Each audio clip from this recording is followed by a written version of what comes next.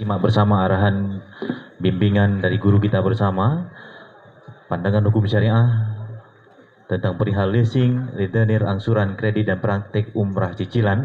Tentunya akan disampaikan langsung oleh guru kita yang mulia, Wakil Ketua Majelis Tanfiz Himpunan Ulama Dayah Aceh, Tunku Haji Syekh Muhajir Usman, SAG LLM. Kepada guru kami yang mulia, kami persilakan dengan segala hormat.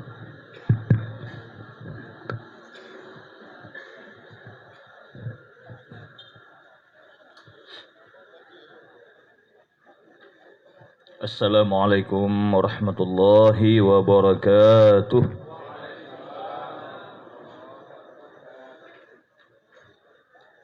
Innal hamdalillah nahmaduhu wa nasta'inuhu wa nastaghfiruhu wa nastahdihi wa nu'minu billahi wa natawakkalu alaihi. Na'udzu billahi min syururi anfusina wa sayyiati a'malina.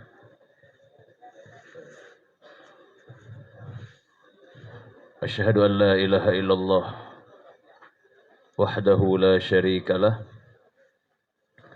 wa asyhadu anna sayyidana Muhammadan abduhu wa rasuluh la nabiyya ba'dah.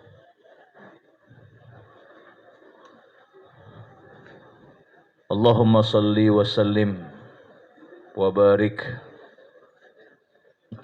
ala sayyidina Muhammadin wa ala alihi wa sahbihi ajma'in.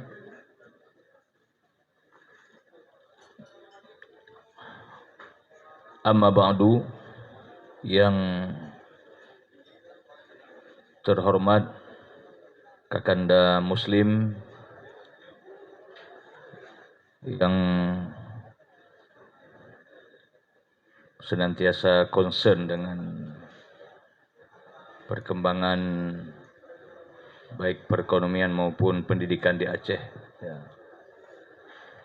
Tadi beliau memperkenalkan saya, sekarang saya memperkenalkan beliau. Karena memang betul-betul kami ini saudara. Jadi abang beliau adalah suami kakak saya, bukan siarang. Cuma sudah almarhum beliau, Allahumma ighfir lahu. 20 tahun yang lalu waktu saya ikut pendidikan di Jakarta, saya cari beliau. Waktu itu beliau aktif di Pemuda Pancasila. Saya aktif di dalam pustaka. PP juga, PP Pemuda Pustaka. Karena saya kuliah di Jakarta waktu itu menjelang keberangkatan ke luar negeri. Setelah sekian lama saya balik ke Aceh, beliau juga pulang ke Aceh. Tapi dalam suasana yang sudah berbeda. Beliau sudah jadi tokoh politik, sedangkan saya masih tetap bergelemut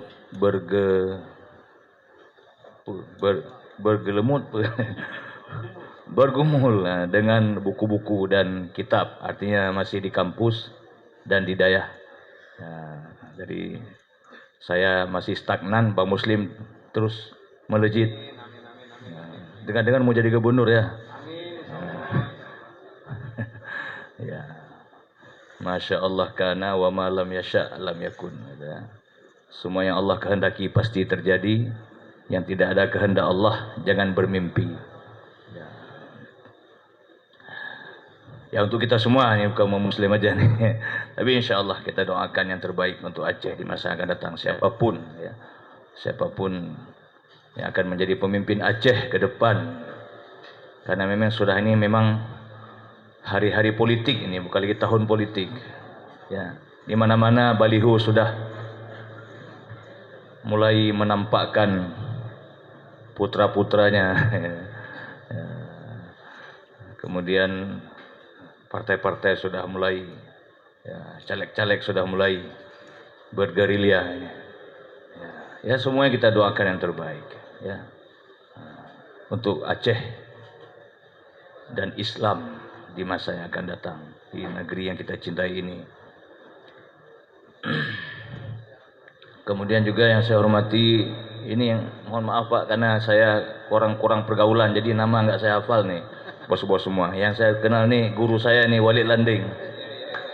Kami satu perjuangan di Huda. Gara-gara beliau mungkin saya jadi wakil ketua.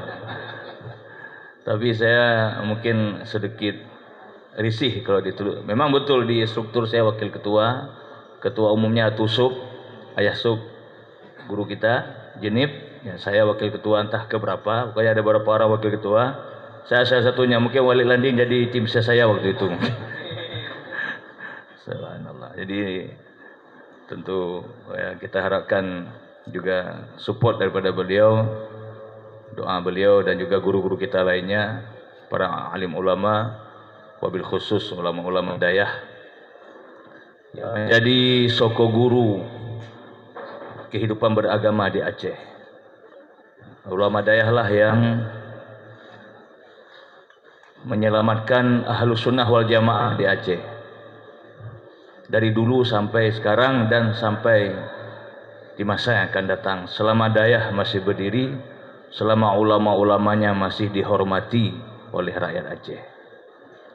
Tentu dengan segala hormat kepada ulama-ulama lainnya, baik dari kampus, karena saya juga insan kampus, ya, yang mereka juga banyak kontribusi kepada Aceh ini dan kepada Islam secara umum, dan juga persatuan ulama lainnya yang ada di Aceh, bahkan di tingkat nasional.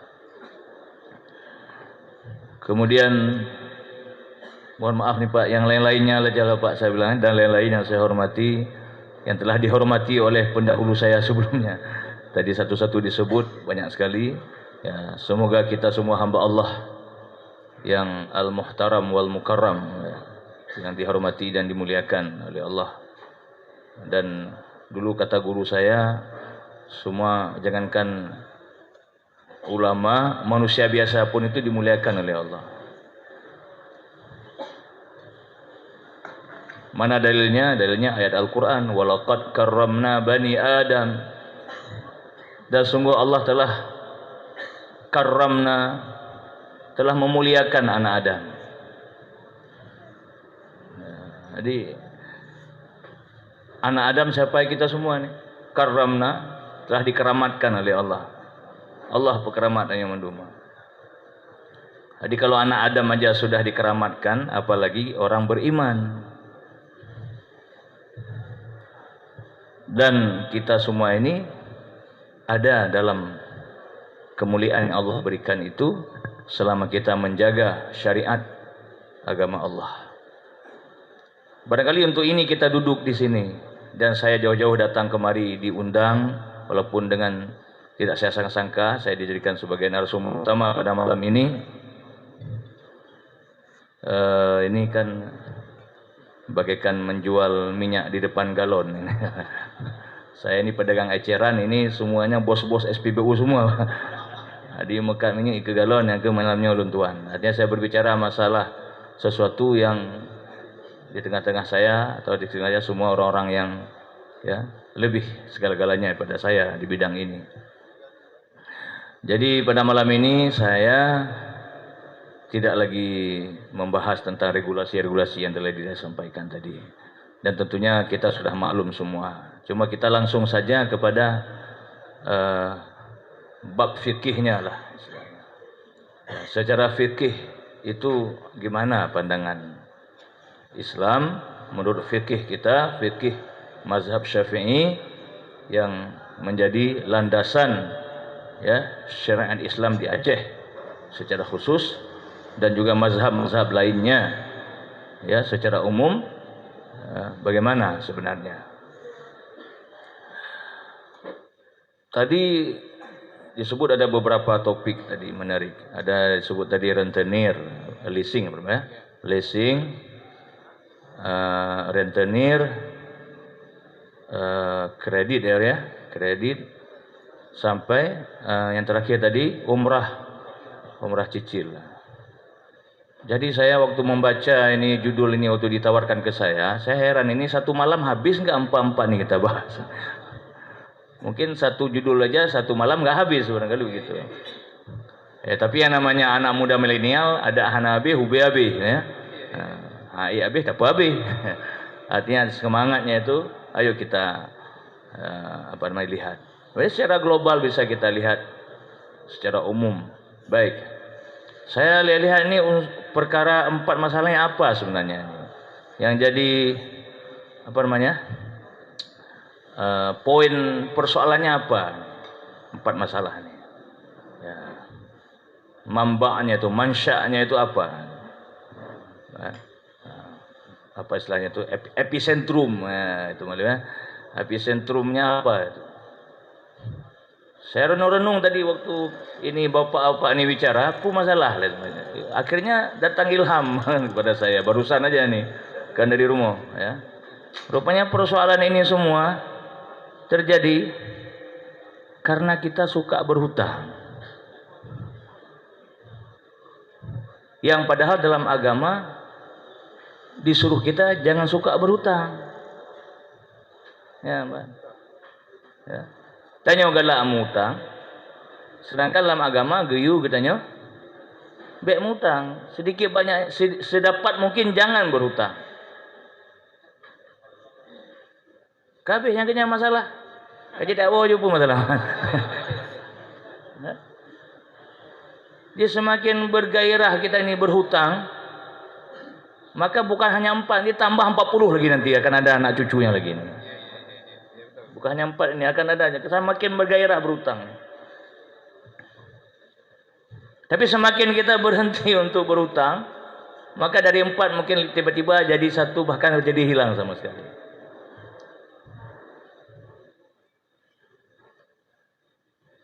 Coba kita lihat ya, dari kacamata agama tentang masalah hutang ini satu persatu sebentar ya waktu. Saya tadi menarik juga yang pembicara lain semuanya dibatasi 10 menit. Loh anak pegang berarti WBE. Ya mudah-mudahan jangan sampai sama juga ya. Kita kasih kesempatan nanti mungkin ada adinda kita yang ingin mempertajam lagi. Satu masalah hutang ini adalah dalam satu hadis Rasulullah SAW menyampaikan bahwa yang maksudnya ya, kita dapat mungkin itu jangan meninggal dalam keadaan berhutang. Nah, ya. Maka itu menyana urung meninggal. Nyan tungku imum ataupun yang memberi pelepasan pasti mengklirkan masalah hutang dulu ini. Ya. Pegah assalamualaikum tungku imum atau pagi ci atau tu apa dah. Ya, pegah ni menyemayat nyona hutang maka akan diselesaikan oleh ahli waris lepas selesaikan muka aja akan. Semoga mayatnya gua ba Allah hana hutang.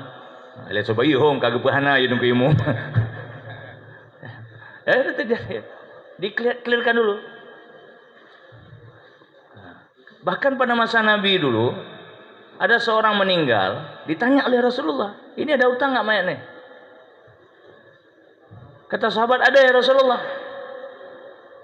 Siapa yang menanggung? Enggak ada yang jawab. Ya Pak? Mungkin nabun bak kedai kopi kadang kalau gerah, ataupun bak warung-warung tu. Siapa? Karena enggak ada menanggung ni siapa yang bayar hutang ni. Rasulullah mengatakan saya tidak salatkan orang yang berhutang kata Nabi. Sehingga mayat itu gagal disalatkan oleh Nabi karena gara-gara ada hutang. Rasulullah menyingkir katanya silakan kalian salatkan. Dia disuruh salat sama sahabatnya aja. Coba lihat ini dulu. Jadi kalau tadi siapa yang membuat data tadi? Berapa orang yang ngambil kredit di Aceh ni? Yang punya Nabi mesti roh nak semayang oleh Nabi. Mak menyebab tungku-tungku kerja semayang. Pulang dia boleh semayang nak sedekah baju kan. Mesti roh nak semayang. Utang. Berat Pak. Ya bukan masalahnya apa-apa. Ya Rasulullah kan kalau doa Nabi kan Allah maghfir lahu kan langsung ampun dosa, langsung tembus surga. Sedangkan ada hadis lain, jangankan orang mati biasa, mati syahid pun kalau ada hutang tertunda dia masuk surga. Itu yang mati syahid, mati dalam perang sabilillah. Fil ma'rakah. Pula mati ipelit debt collector. Karena berapa kejadian ipul mupok yang ipul dedek kolektor. Dedek kolektor kemah jijinya kemah je. Ya. Ya, persoalan. Nyan lepeh ataupun ceramah ba uru mandung le. Daripada terpegah regulasi atau nabi dah pegah itu. Jadi sedikit banyaknya walaupun tidak menghabiskan tapi meminimalisir. Baca-baca mutang, baca-baca mutang. Ya. Lah hadis Rasulullah, nafsul mu'min mu'allaqun bidaini. Nyawa seorang mukmin mu'allaq itu bergantung-gantung dengan sebab hutangnya.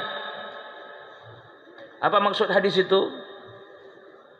Nafsul mu'min mu'allaqun bidaini artinya amalan orang yang berhutang itu kalau mati dia belum merasakan nikmat amalannya, balasan amalannya kalau hutangnya belum lunas.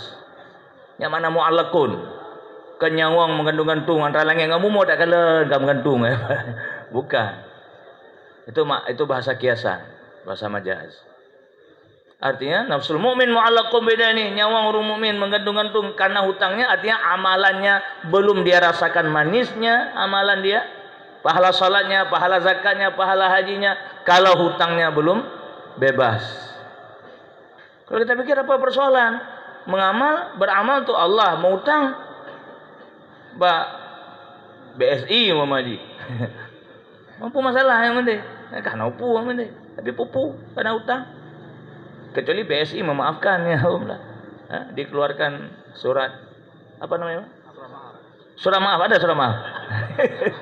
Apa namanya saya dengar tuh ya. Ada surat penghapusan hutang ya. Ya. Tapi kan perlu proses, Pak. Ya. Kagak sepek malaikat le baru tu surat BSI. Dua malaikat. Oh baru tu surat api kagak hancur kan baik. Jadi kalau bisa BSI cepat-cepat keluarkan. Ya. BSI mengeluarkan penghapusan hutang ya. yang sudah meninggal. Ya. Mudah-mudahan kita buat daripada mu'allaqun tadi. Sayang belasan berapa tadi data tadi? Belasan ribu Pak lu dengar. Belasan ribu tadi kata. Mungkin lebih ya. Ya Pak? Kan orangnya yang berutang, bukan yang bukan uangnya. Kok le kan? Jutaan mungkin ya. Di Aceh aja dulu, di Aceh atau Aceh. Saya rasa mungkin kalau penduduk Aceh 5 juta yang berutang 6 juta namanya Pak.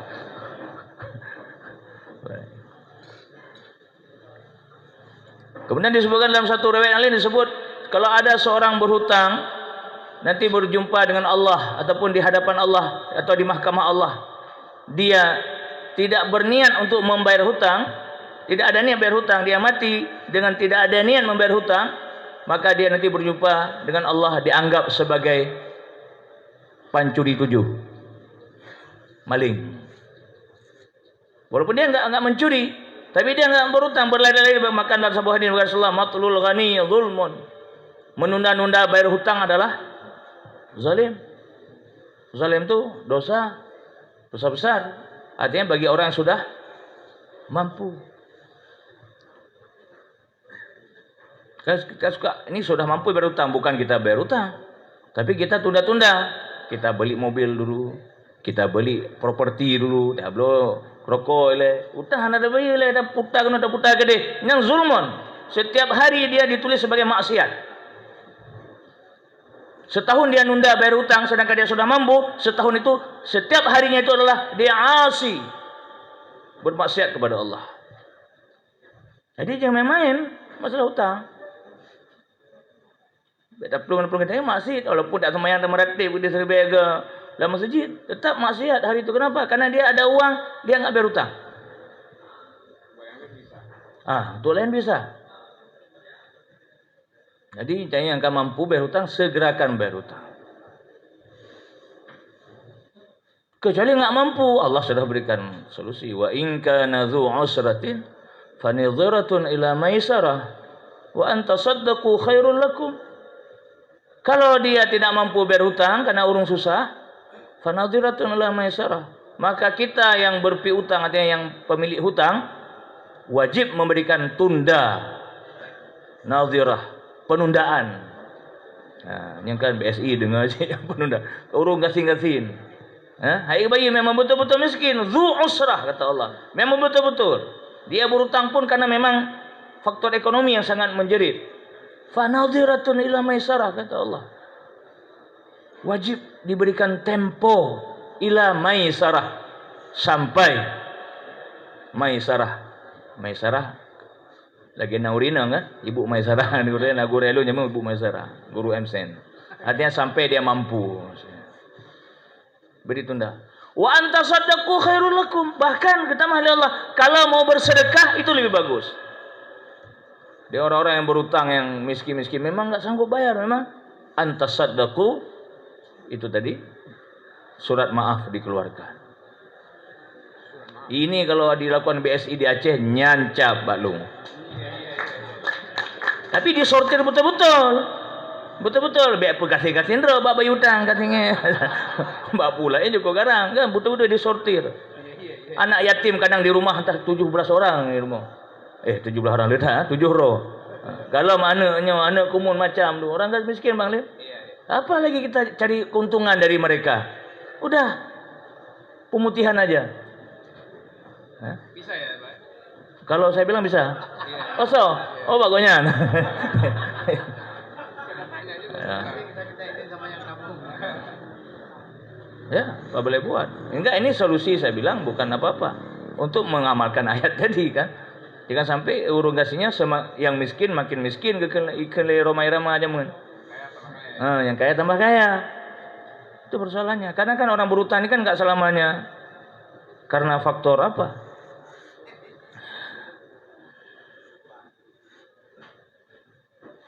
Makanya berhutanglah kalau memang sudah terpaksa. Jika harus berhutang, niatlah untuk membayar. Transaksinya ditulis. Ya ayyuhalladzina amanu idza tadayantum bidainin ila ajalin musamman faktubuh wa yaktub bainakum katibun bil adli wa la ya'ba katibun yaktuba kama 'allamahu Allah falyaktub wal yumlil, dan seterusnya. Itu ayat terpanjang dalam Al-Qur'an adalah surah Al-Baqarah ayat 180. Siapa tadi hafal Quran tadi saya lupa. 182 salah. Itu terpanjang satu halaman itu. Satu ayat Bang. Terpanjang dalam Al-Qur'an. Satu halaman penuh full. Itu bicara masalah hutang. Masalah transaksi jual beli, masalah ekonomi lah secara umum. Masalah gadai di situ semua komplit, Pak. Dalam satu ayatnya komplit. Ayat terpanjang dalam Al-Qur'an. Haji Saiful hafal itu ayat. Ya. Gitu. Jadi begitu ditulis. Dan itu diakui oleh para pakar ilmu manajemen pertama di dunia. Surah Al-Baqarah. Ilmu manajemen pertama di dunia, karena sebelumnya tidak ada budaya tulis menulis. Wastashhidu syahidaini min rijalikum fa illam yakuna rajulaini farajulun wa imra'atan, dan seterusnya. Benar saksi. Benarnya benar aja. Yang dulu enggak ada. Jadi Islam memperkenalkan ilmu manajemen. Yang sekarang sudah rapi kan manajemennya. Kenapa? Itulah sudah diperkenalkan. Itu turun ayat itu kan di tengah-tengah al-ummiyun, sahabat-sahabat Nabi yang ummiyun, yang enggak bisa baca tulis. Nabi kita al-ummi, sahabat-sahabat juga yang ummiyun, diturunkan ayat itu di tengah-tengah mereka. Betapa dahsyatnya daya dobrak Al-Quran untuk merubah sebuah peradaban. Minal dhulumati ila nur. Membalikkan keadaan dari gelap kepada cahaya terang benderang.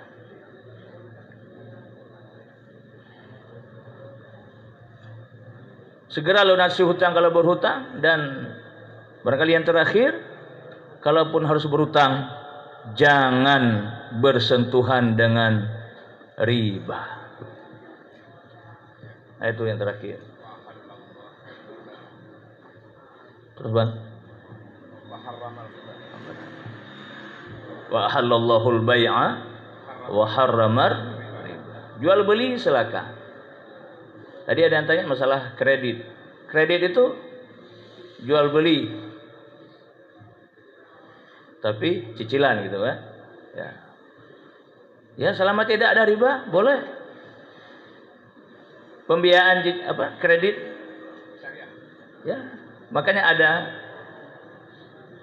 leasing syariah, ada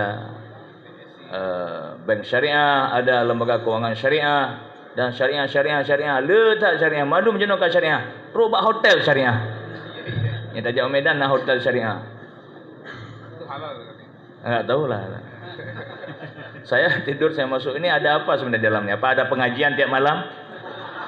Rupanya sampai ke dalam, biasa mana lagi hotel lain, cuma ada Al-Quran satu di dalam kamar, bak laci pihna, baca kali, oh nak Quran tu. Jadi membedakan hotel syariah dengan yang non syariah, ada Quran satu di laci hotel. Nya betul, yang lu pegang lu. Tapi kan di Aceh, di luar Aceh. Yang di Aceh ka syariah madu Quran bitan li. Kepu Quran lu ka syariah madu. Urun-urun ka syariah. Ya dengan hana Quran, hai Quran kana saja anggo Quran lo. Subhanallah. Baik, jadi sekali lagi, semua persoalan itu coba sekarang kita rubah mindset kita kepada hutang. Bencilah berhutang. Benci, jangan berhutang, jangan berhutang, jangan berhutang.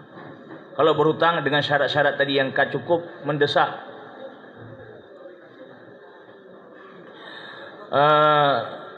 Tunggu-tunggu sekalian, Bapak, Umi-umi juga ada itu saya lihat. Ya. Beberapa waktu yang lalu dari Lajnah Ulama Dayah ada mengadakan satu mubahasah, ya, satu kajian, ya, mendalami kitab-kitab fikih tentang masalah praktek-praktek leasing yang ada di Aceh. Ya, kebetulan saya salah seorang anggota Lajnah Mubahasah.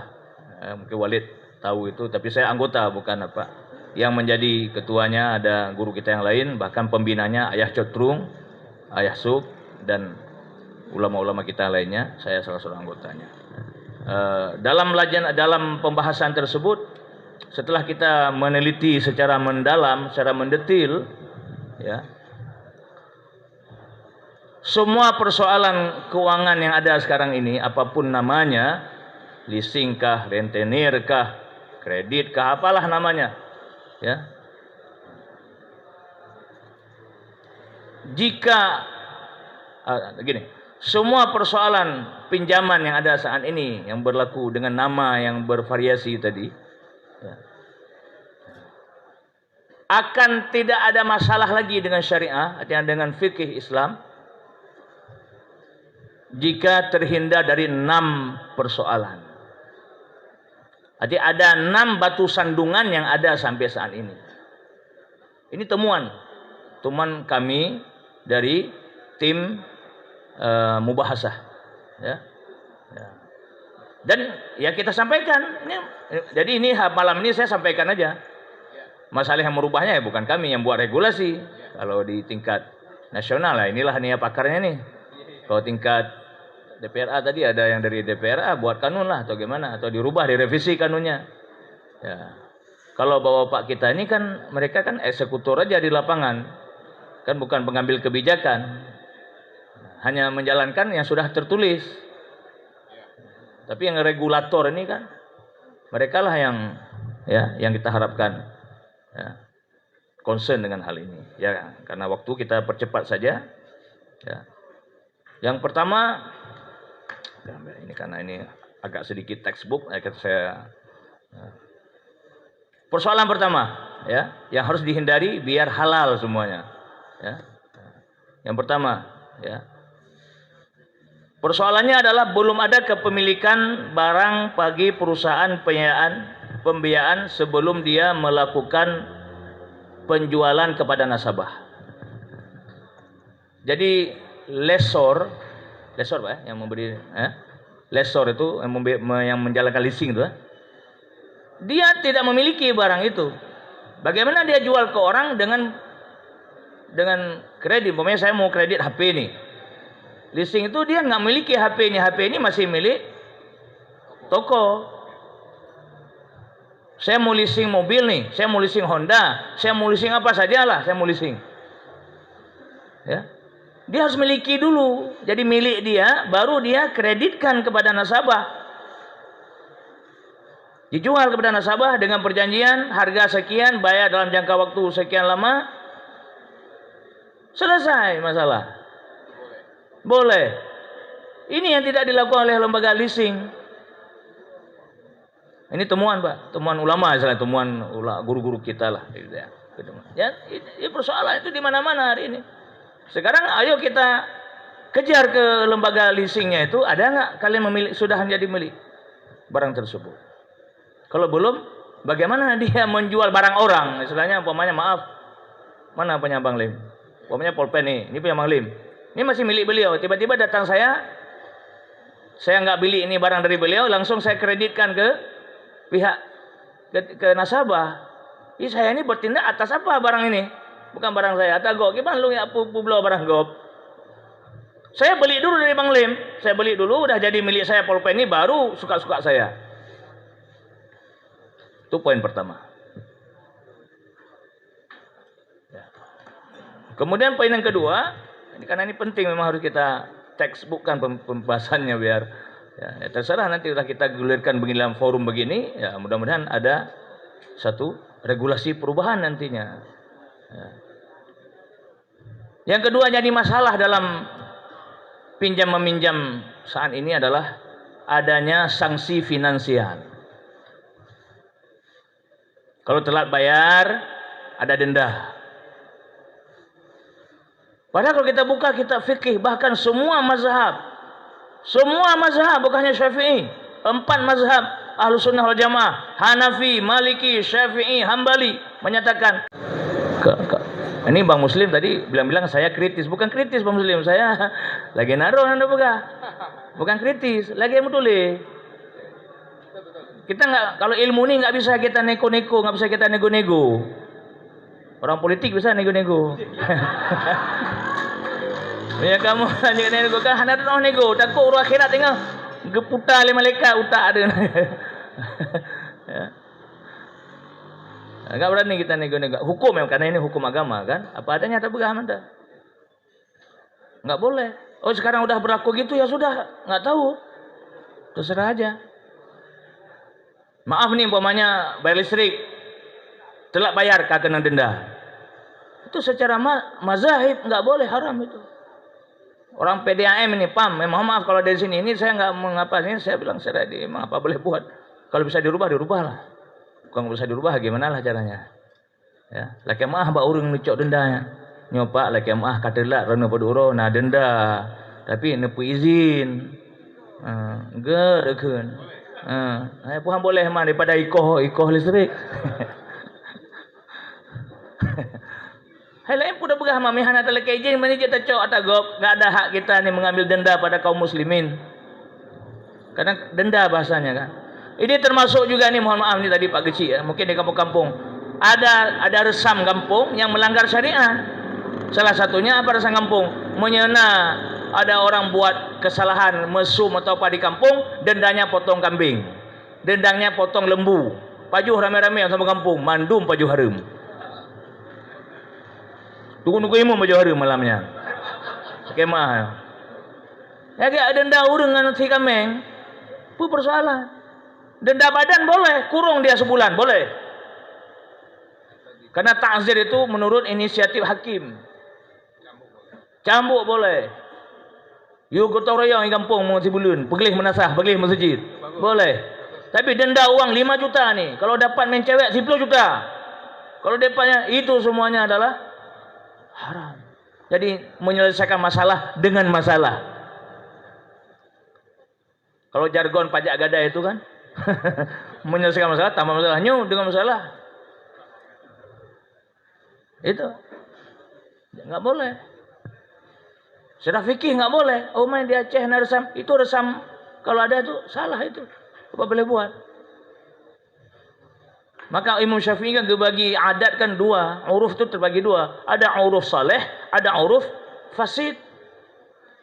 Uruf saleh, uruf yang ada kebiasaan masyarakat yang soleh yang hanya bertentangan dengan syariat. Itu boleh dipertahankan. Itu imam mazhab pegahnya. Tapi ada uruf fasid, kebiasaan masyarakat yang yang bertentangan dengan syariat nggak boleh, harus di-cut. Walaupun adat gede, walaupun kearifan lokal gede, hana arifinan. Kadang sekarang sikit-sikit arifan lokal, kearifan lokal. Bubut harepu kearifan lokal. Cok tiu lauk gede. Karena bud hare menyebut hala je kearifan lokal, pertahankan. Bersiju, pertahankan kearifan lokal. Mana masalah. Pasang doa lain hana upu. Nah dasar dalam agama. Pulau mesti kearifan lokal. Macam-macam lah, putar pegas sebuah banyak. Pokoknya begitulah Pak. Baik, yang kedua, yang ketiga, menjadikan objek pembiayaan sebagai jaminan. Objek pembiayaan itu jadi jaminan langsung. Mesti tak belum moto. Nya motonya langsung jadi kejaminan.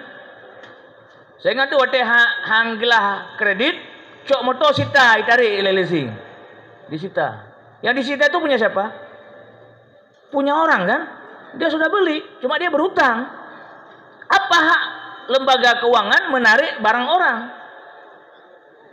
Gara-gara dia tidak bayar tagihan. Kalau bayar, lapor hakim, tangkap dia, masukkan ke penjara. Itu yang boleh dalam agama.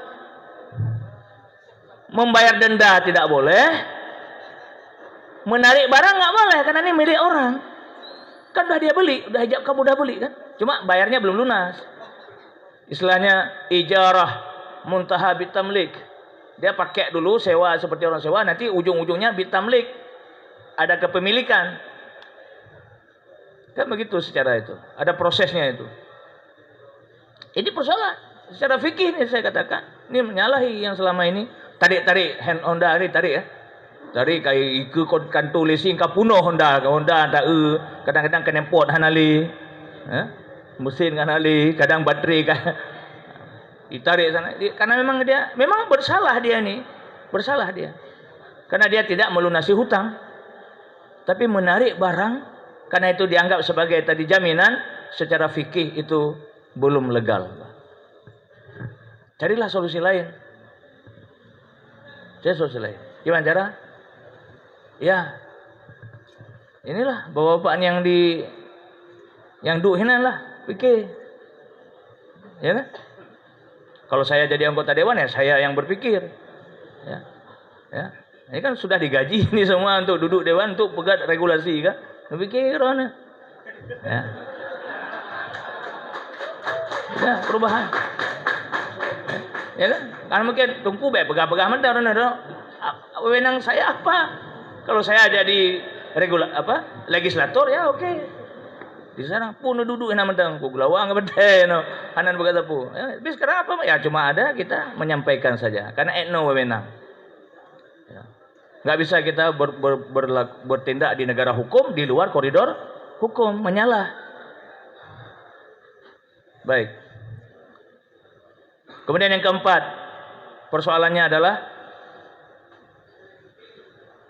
ya mungkin sudah tadi dijelaskan, yaitu kerugian nasabah ketika penarikan barang. Jadi barang ditarik, uang yang sudah di-store hangus, ya, barang itu karena ada jaminan jadi milik lessor. Berapa dari store nggak mau tahu berapa dari store, pokoknya kehangoh pengen. Anali kirali barang-barang kenyan pengen nggak jadi. Gimana nih yang beli? Ya udah, apa boleh buat? Resiko ditanggung.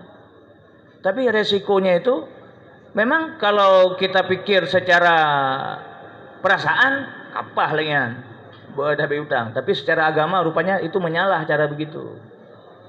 Minta cara lain pokoknya.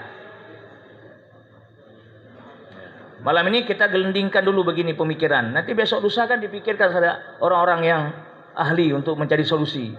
Bukan berarti malam ini saya bilang begini sehingga karena aju kanun nomor sekian, ana ile sabar ile.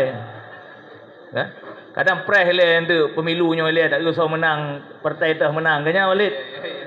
Yang wadi hijau tahu kalau enggak mana. Terserahlah. Yang hijau, yang merah, yang kuning terserah. Ya. Masalah. Tak usah kan? Urusnya yang fikir tengok. Apa boleh buat? Itu memang ya proses kehidupan kita jalani. Kehidupan politik kah, kehidupan ekonomi kah, kehidupan apa saja itu proses yang harus kita jalani. Senang tidak senang itu terjadi. Pemilu akan terjadi 2 hari lagi.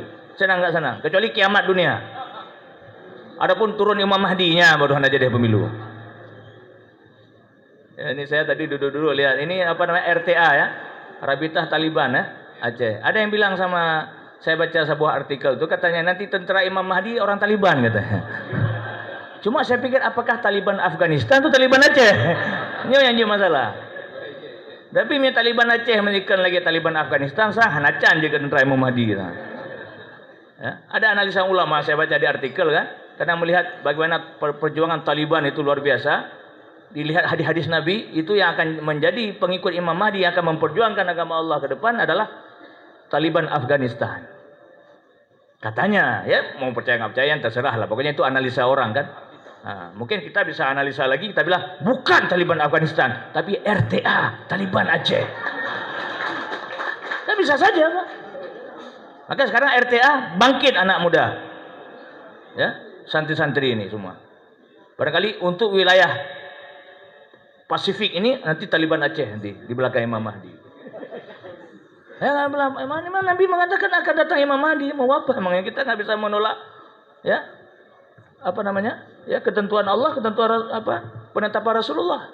Imam Mahdi, nanti ada Dajjal lagi, kemudian terakhir Nabi Isa. Itu proses memang, apa boleh buat. Kalau kita orang beriman ya wajib beriman. Itu yang urus iman. Ini urus hana iman, pun ada yang. Baik, kita habiskan dua lagi ini. Kemudian yang kelima persoalannya adalah ketidakpastian harga. Jadi maksudnya jangan ada dua harga dalam satu akad. Kalau cash, kalau kredit gitu. Benar dalam satu akad, nyo mi nucok kredit ungku sekian, mi nucok cash sekian. Dah nucok, yang jaro kamu mana aju? Hanya aja. Nah Rasulullah SAW an bai'atain fi bai'ah. An bi'atain fi bai'ah. Nah Rasulullah melarang dalam satu transaksi ada dua harga. Nah, jadi termasuklah tadi. Jadi kalau kita mau tetapkan, ya tetapkannya satu harga. Ini harganya sekian. Walaupun kredit, ya sudah nggak apa-apa satu harga. Jangan dibuat dua harga. Saya kata gampang sekali. Memang ada ulama mengatakan begini, luar harga, luar akad, hanya persoalan. Ya sudahlah, nggak apa-apa. Yang baik dalam akad, ketika ijab kabul. Maka kadang pengen mengijabkan, mengkabulkan, honda-honda kadu rumah. Ya, baik. Saya rasa itu mudah. Kalau itu mudah. Yang poin di atas tadi yang agak berat nampaknya. Ya, tapi yangnya mungkin itu mudah. Ya. Ada sekarang saya lihat ada itu showroom, nggak ada harga cash, langsung kredit semua harganya, satu harga. Itu di table itu, padahal yang dimaksud di akad bukan di tabel. Di tabel itu nyan kenakan ya, nyan tawaran itu, penawaran. Tulisan kalau cash sekian, kalau kredit sekian, karena nya penawaran. Itu wate tamu mak jaro ajak kabulnya bu sabuh harga. Nya yang hanjir. Cuma walaupun begitu lebih harga kan sabuh harga juga ada dapat tabel sabuh je mentang. Ini showroom cash atau showroom kredit? Nya yang kalau menawarung begat. Jino mau bajai mandang kan jelas harga semua 35.000. Ya, yang do muka bajai, bahkan dalam transaksi hana lagi. Berjelas aju. Nyo showroom kredit, hana cash no. Nyo showroom cash, hana cash kredit no. Mana aju? Bu mengagam dari mekat. Lebih lagi bencong. Ya mana. Lihat mana. Sabu harga aju. Nyo kredit kamu yo, hana nunggu. Long lihat apa yang cash, hana cash dia apa ke dia belah dia pak cash. Ya mana nunggu. Apa salahnya kan? Hana pergi gok tak pergi tanya lah Aceh ke man. Man jenon kadang urang bak bikin no monya cash kurang untung. Dah pergi kredit. Bahkan yang palolong menyatakan bak showroom Honda mesti je kan. Dalaganya kamu nak blok cash, oman hana barang nunggu itu. Tapi kredit nah barang, uronyo ada barang. Pu Honda, warna pu. Ini fenomena apa?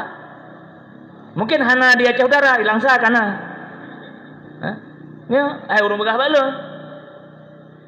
Begah menyataja bak kedai nyan, beta begah nang kedai hanjut, bak kedai nyan, minta begah hanya nak blok cash, hana barang begah. Hana not ready stock, hana ready hana barang. Prehele, inden macam-macam lah. Tapi yang begah hanya kredit, Dia langsung nak barang. Ya tak rumah ju. Berarti apa? Ada gharar di situ. Apa ghararnya? Dia mau ambil keuntungan yang besar pada nasabahnya. Kenapa? Kalau dengan kredit kan lebih untung.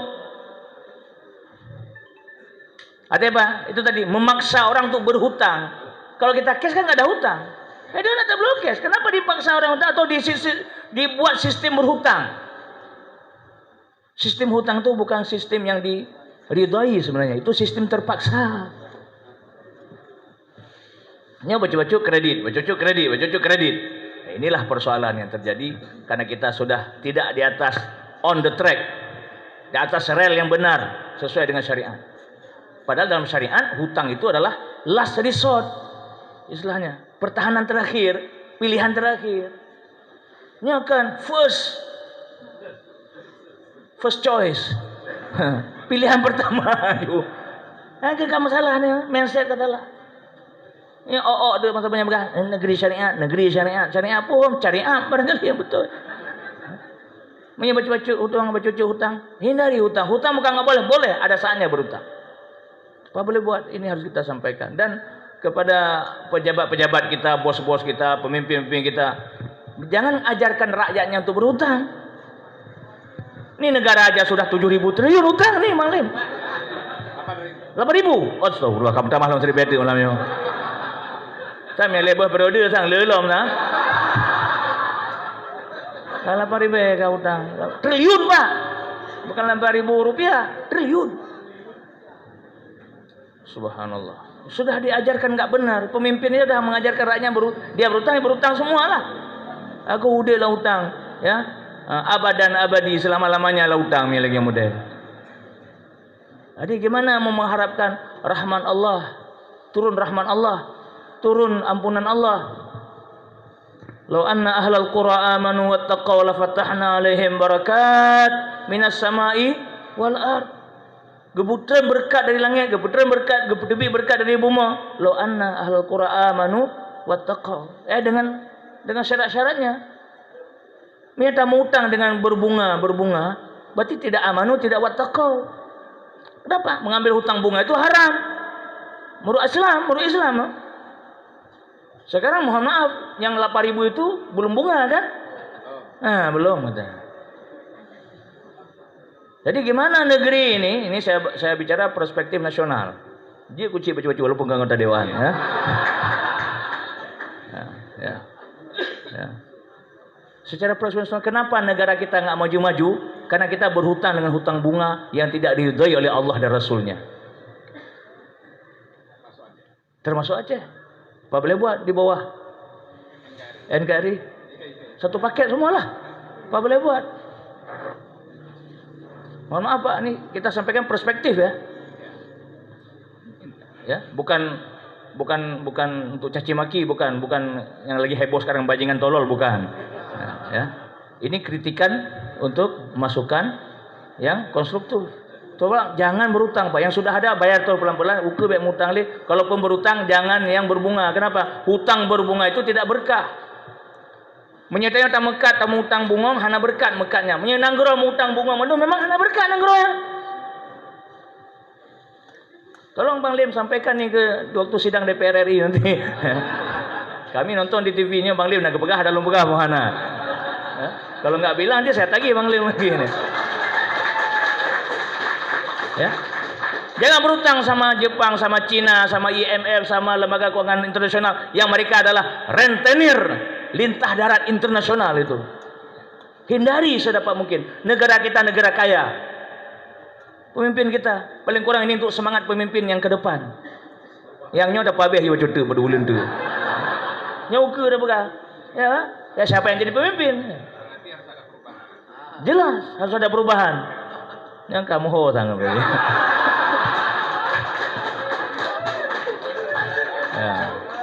Apa boleh buat Pak? Walaupun mungkin bukan jaminan, paling ada sedikit harapan baru. Ini jaminan, pokoknya jaminan. Perubahan dan perbaikan. Amin ya rabbal alamin.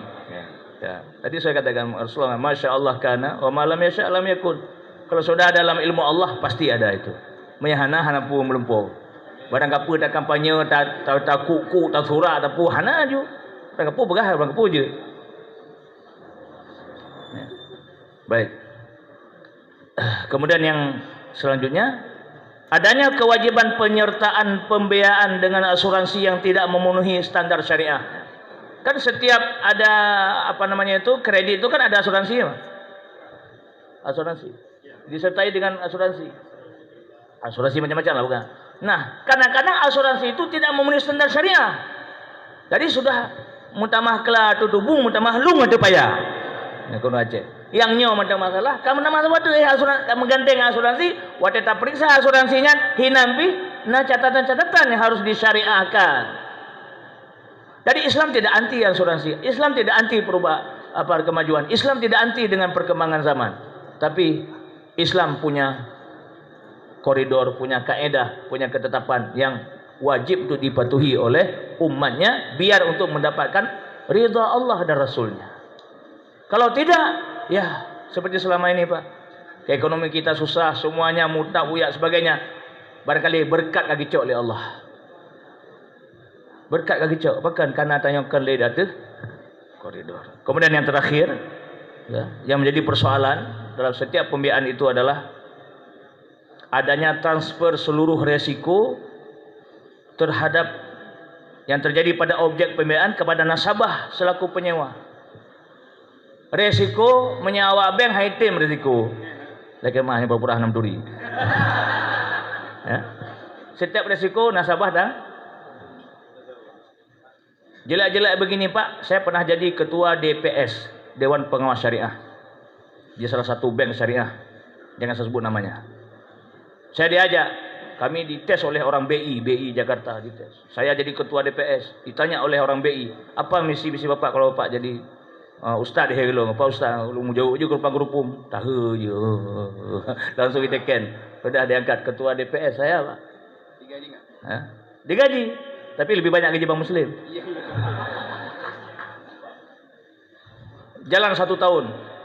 Terus saya bilang karena dari pertama komitmen dengan bank, tolong tunggu lihat mana salah kami, tolong perbaiki biar kita jangan melenceng dari koridor syariah. Baik, siap kan? Siap.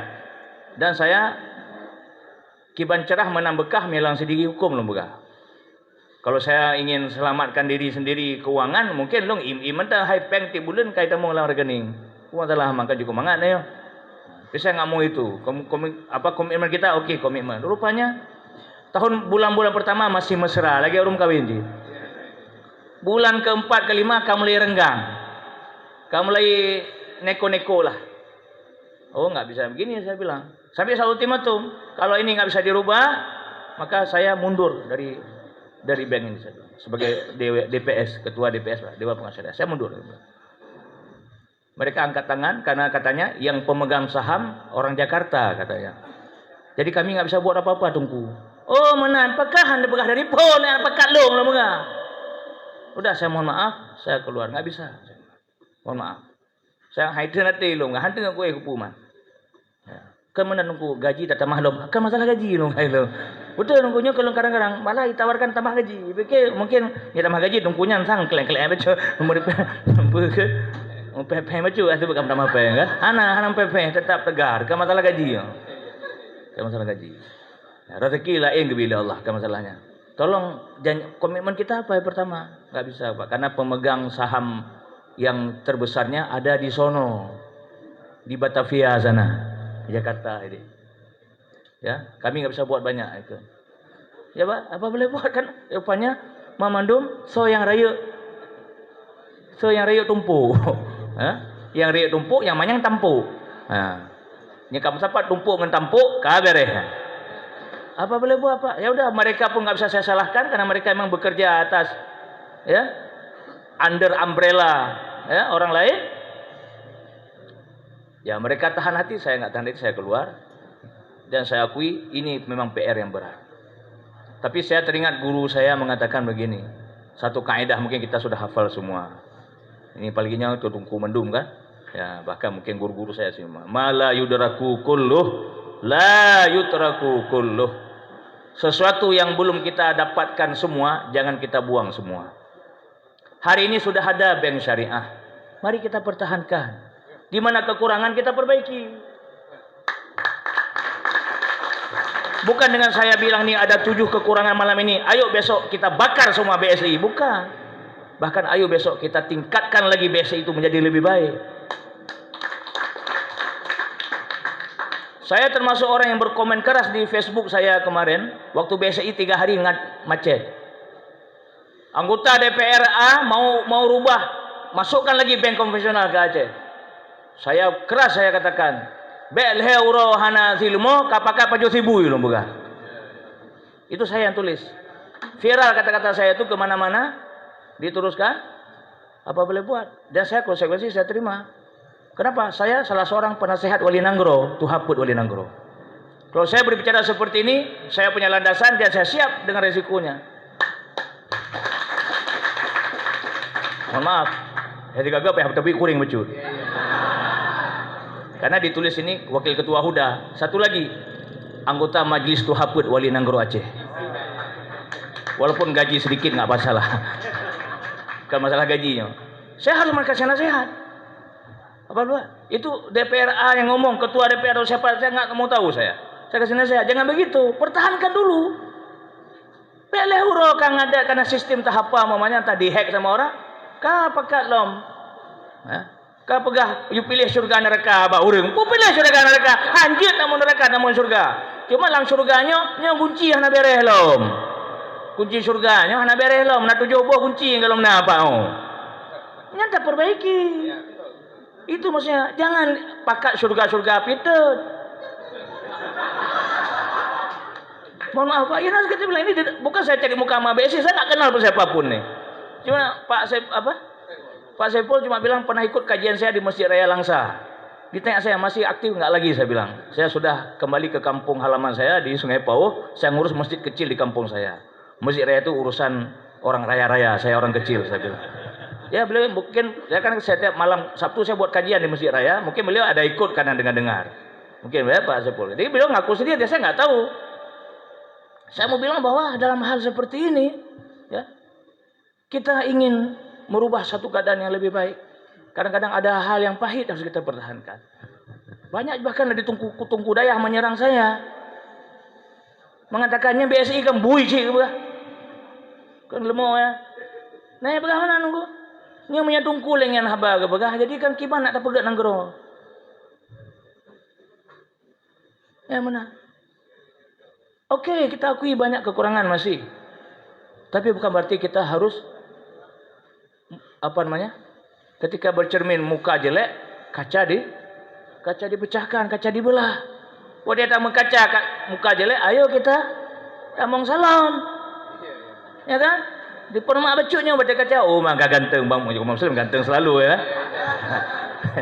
Ya, mana lagi elok yang hitam macam kan tamong salon kan ganteng lah macam tu. Tapi mak dah ganteng tak tumbuk kaca. Ni model mana prinsip pemimpin di Aceh, maju Acehnya. Maju Aceh. Untuk apa kita gaungkan syariat Islam? Kita memperjuang ekonomi syariah, malah ada yang mengganggu, merisaukan, bahkan pakar-pakar bahkan. Tapi alhamdulillah saya lihat semua ulama dayah yang katakanlah yang karismatik bersatu, bahkan ulama-ulama kampus, guru-guru saya para profesor juga bersatu. Mereka tidak, Aceh tetap ekonomi satu. Artinya sistem keuangan lembaga keuangan syariah wajib dipertahankan di Aceh dan jangan undang yang non syariah ke Aceh. Kalau hari ini kita dapat kabar berita bahwa termasuk 10 besar dunia ya. Apa tadi? 10 besar. Apa tadi? Nomor 6 tadi. Nomor 6 di Indonesia. 10 besar dunia. Yang dipegah bawa ya pakai pajak ribu ilomnya. 10 besar dunia sudah keuangan. Kita kuatkan sistem syariah internasional bahkan. Aceh menjadi garda terdepan. Bagaimana Aceh ada di ujung Sumatera, ujung Rincung, Pulau Sumatera. Di depan kan Aceh selalu. Kan gini kan di Pulau Sumatera kan Aceh di ujung kali kan. Ikan filosofi itu. Berarti Aceh memang pendobrak. Dari sejak zaman Iskandar Muda sampai hari ini Aceh menjadi pendobrak untuk perubahan kepada yang lebih baik. Amin ya rabbal alamin. Demikian dari saya. Hadanallahu ajmain. Assalamualaikum warahmatullahi wabarakatuh. Alhamdulillah. penawaran ilmu pengetahuan untuk diri kita bersama. Semoga menjadi ilmu terbaik bagi kita dan dapat kita implementasikan dalam kehidupan kita sehari-hari. Terakhir para hadirin sekalian, kita dengarkan 3 menit sebagai penutup oleh Dewan Pakar ataupun Ketua Majelis